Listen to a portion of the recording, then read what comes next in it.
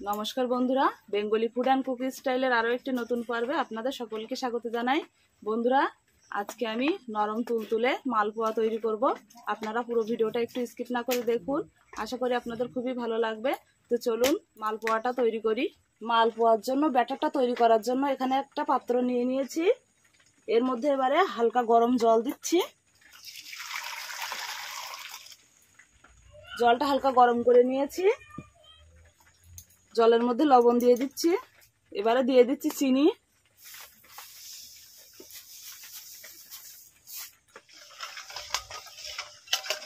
গরম জলের সাথে চিনিটা একটু গলিয়ে নেব।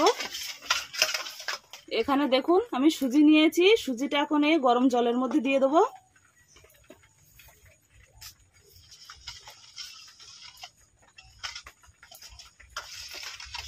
সুজিটা একটু গুলিয়ে নিয়েছি। এবারে এর মধ্যে চালের গুঁড়ো দিয়ে দিচ্ছি।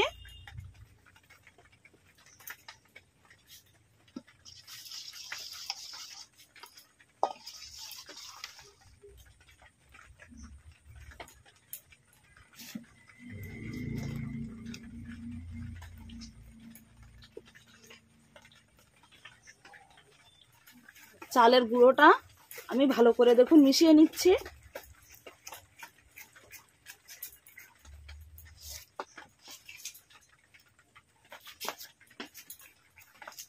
চালের গুঁড়োটা মিশিয়ে নিয়েছি। এবারে এর মধ্যে ময়দা দিয়ে দিচ্ছি। এখানে দেখুন আমি মুহুরি নিয়েছি, মুহুরিটা হাত দিয়ে ভালো করে ডলে এর মধ্যে দিয়ে দেব।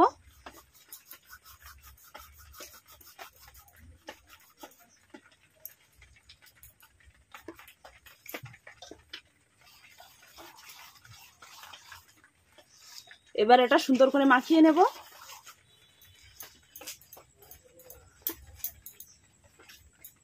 এখানে ব্যাটারটা দেখুন আমি সুন্দরভাবে গলিয়ে নিয়েছি। ব্যাটারটা আমার রেডি হয়ে গেছে। এইভাবে কিছুক্ষণ রেখে দেব। উনুনে কড়াই বসিয়ে দিয়েছি, এখন সাদা তেল দিয়ে দেব।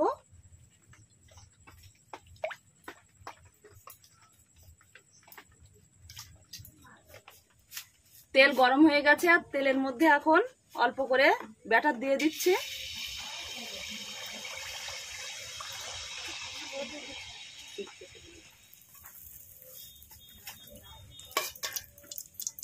দেখুন প্রথমটা তেলে দিয়েছি আর কত সুন্দর ফুলে উঠেছে।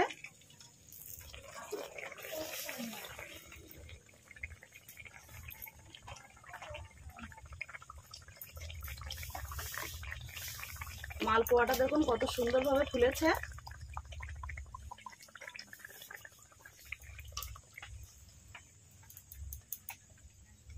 এটা সুন্দর লাল লাল করে ভেজে নেব।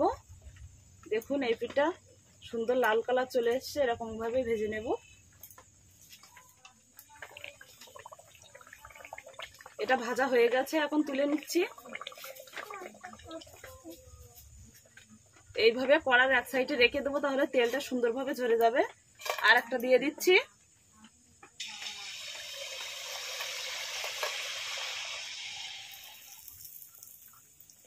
দেখুন প্রত্যেকটা কত সুন্দরভাবে ফুলে উঠছে।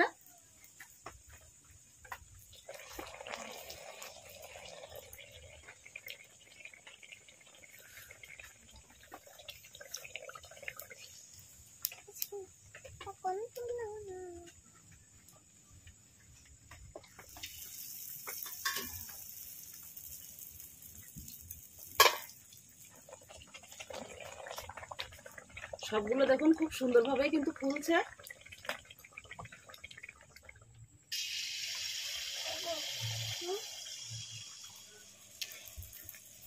সবগুলো মালপোয়া দেখুন আমার ভাজা হয়ে গেছে আর প্রত্যেকটা মালপোয়া কত সুন্দরভাবে ফুলে গেছে। সব ভাজা হয়ে গেছে, এটা ভাজলেই হয়ে যায়।